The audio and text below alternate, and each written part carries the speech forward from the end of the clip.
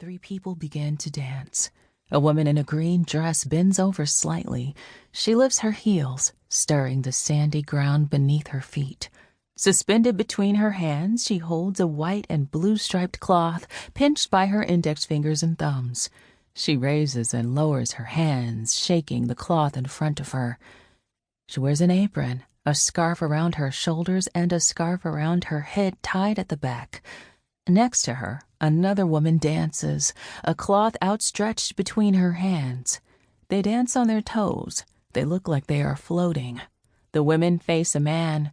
He's bent over too, with a dark wooden dowel in his hands. He raises and lowers the staff as he moves his feet, his blue jacket rising as he lifts his arms, his bare feet and red pants gliding across the makeshift stage. Two instruments drive the music of this dance. To the left of the dancers sits a man with a drum pressed between his knees. He holds a slender stick in each hand, beating out a rhythm. To his right, a man in a hat sits with a round body of a stringed instrument squarely in his lap. The tan-dried gourd amplifies the sounds that burst from the strings. To modern eyes, this instrument may not look like a banjo. It has no circular wooden body, no metal parts. Instead, a flat piece of wood bisects a round gourd, forming the neck and sound chamber. A piece of animal skin sits taut across a circular hole into the side of the gourd, a skin that creates the top of the instrument and the soundboard. Around this white circle, the maker has cut intersecting lines into the gourd. Strings extend from the bottom of the gourd across the soundboard, over a bridge that holds them up, and along the board-like neck to where it comes to a triangular point. Here, at the headstock, three cylindrical shapes stick out from the piece of wood. The strings attach to these tuning pegs. Turning the pegs allows the musician to tighten and loosen the strings to the pitch he wants. Halfway down the neck is another peg for a shorter string. The short string, flat fingerboard, skin soundboard, and tuning pegs are some of the banjo's defining characteristics. When the white slave owner, John Rose, saw this scene of enslaved black people before 1790, he felt it was interesting enough to commit to paper. He dipped his paintbrush in a rich red for one man's coat and a warm tan for the stringed instrument, the drum, and a ceramic vessel by the banjo player's feet. Rose was an amateur, but he painted details like the patterns on the cloths, the women tied around their hair, and the pegs and sound holes of the banjo.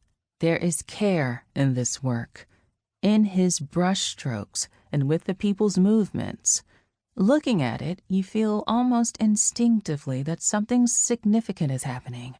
Nearly 150 years later, in 1935, art curator Holger Cahill had the gut feeling that the watercolor was important and bought it on behalf of Abby Aldrich Rockefeller, who was collecting American folk art for an exhibit in Williamsburg, Virginia.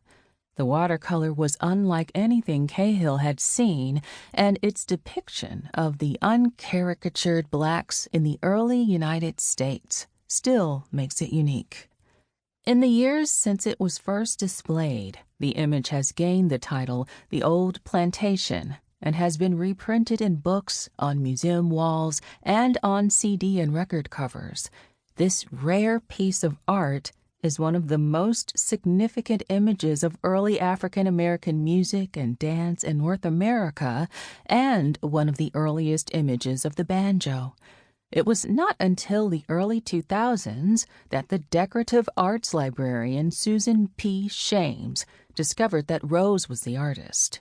She considered that the painting demonstrates one of the closest links between the cultural life and practices of African Americans and the cultural life and practices of their heritage in Western Africa, although she had no definitive evidence that the dance was of West African origin. Most scholars and historians have assumed that what Rose painted was a social dance or a secular celebration. Some have suggested. To keep listening to this audiobook for free, click the link in the description. It will take you to a free Audible trial where you can listen to this and many other books for free for 30 days.